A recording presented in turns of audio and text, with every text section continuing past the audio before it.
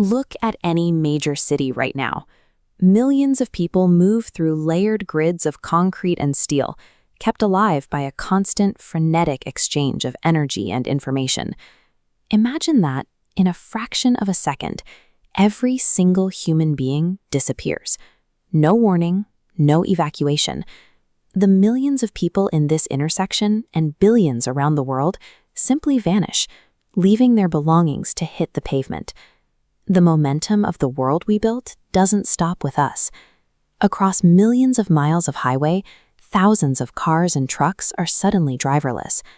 Within seconds, this forward motion turns into a wave of kinetic destruction as vehicles careen into each other and surrounding concrete barriers.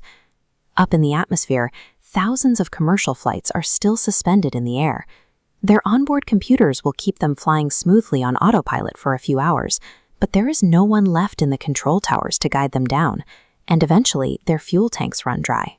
Down on the surface, massive cargo ships drift aimlessly off course, and thousands of tons of freight train continue tearing through the landscape blindly, hurtling forward until friction or a sharp curve forces a derailment.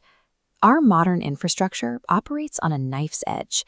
It requires constant second-by-second intervention just to keep it from tearing itself apart. As the dust settles from those first crashes, an eerie quiet sets in. For a few days, automated power plants keep burning coal and spinning turbines, faithfully pumping electricity into empty cities. Slowly, the fuel reserves feeding those plants run out. Wind turbines grind to a halt due to lack of maintenance, and internal safety protocols force unmonitored nuclear reactors to shut down. The global energy grid fails, sector by sector. This map shows the real-time layout of our global internet nodes. As the physical power plants shut down, these digital connections blink out in sequence. Without electricity, the vast web of servers that holds human knowledge goes completely dark, turning billions of devices into useless glass and metal.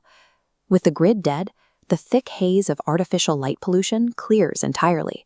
For the first time since the invention of the light bulb, the world's major metropolitan areas are illuminated exclusively by the moon and the stars.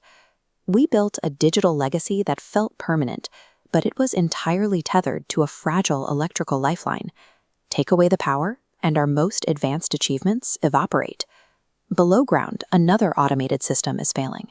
Without electricity to run the massive water pumps, natural groundwater and rain quickly overwhelm our drainage networks.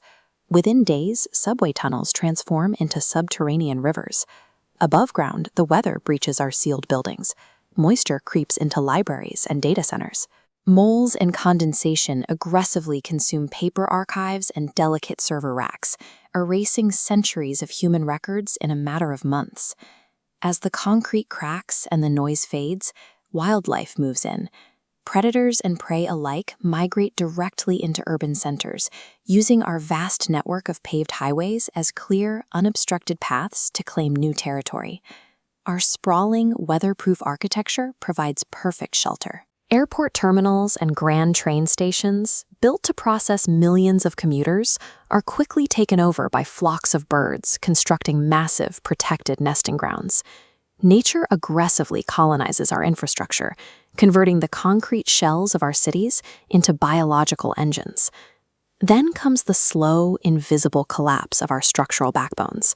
Without crews constantly applying fresh coats of paint, oxygen and moisture react with exposed iron. Rust sets in like a chemical disease, silently eating away at the tensile strength of our steel frameworks. The Golden Gate Bridge relies on precisely calibrated tension. Once rust weakens its primary suspension cables, the sheer weight of the roadway, combined with relentless ocean winds, will eventually snap the steel, sending the iconic span crashing into the bay. Even structures built for eternity begin to rot. The immaculate white marble of the Taj Mahal, stripped of daily cleaning, is quickly stained by creeping vegetation and dissolved by the subtle acidity of rainfall. In the cities, towering skyscrapers endure extreme wind shear and freezing temperatures without structural maintenance. Their glass facades shatter, their internal steel skeletons buckle, and they pancake downward, settling into massive, plant-covered mounds. At ground level, water seeps into the asphalt. As temperatures drop, that water freezes and expands, shattering the pavement. Over the decades, these cracks widen into gullies, turning our vast highway networks into channels for new river systems. We engineered materials to conquer the environment, but against the relentless, compounding patience of basic chemistry and geology, they stand absolutely no chance. 10,000 years later, the planet has completely healed. Where massive concrete jungles once dominated the landscape, there are only dense, sprawling forests and vibrant, self-sustaining ecosystems.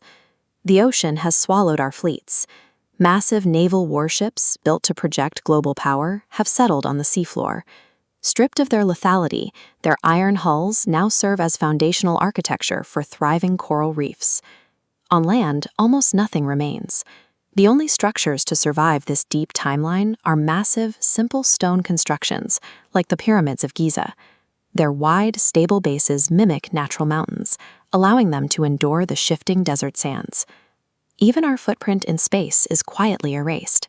The thousands of dead satellites we left in orbit slowly lose altitude, burning up harmlessly in the atmosphere as artificial shooting stars. Given enough time, the Earth digests all of our engineering. It breaks down synthetic polymers and complex alloys back into fundamental elements, erasing the boundary between human creation and nature. A survey of the deep future by an outside civilization would find a pristine, balanced biosphere, showing no obvious signs of industrialization. To realize we were ever here, they would have to dig deep into the geologic strata. They'd need to find incredibly faint anomalies, a bizarre layer of compacted microplastics, or unnatural isotopic signatures trapped in the ice. The planet's capacity for autonomous regeneration reveals that humanity was the fragile variable, a brief chapter in a much longer, self-sustaining story.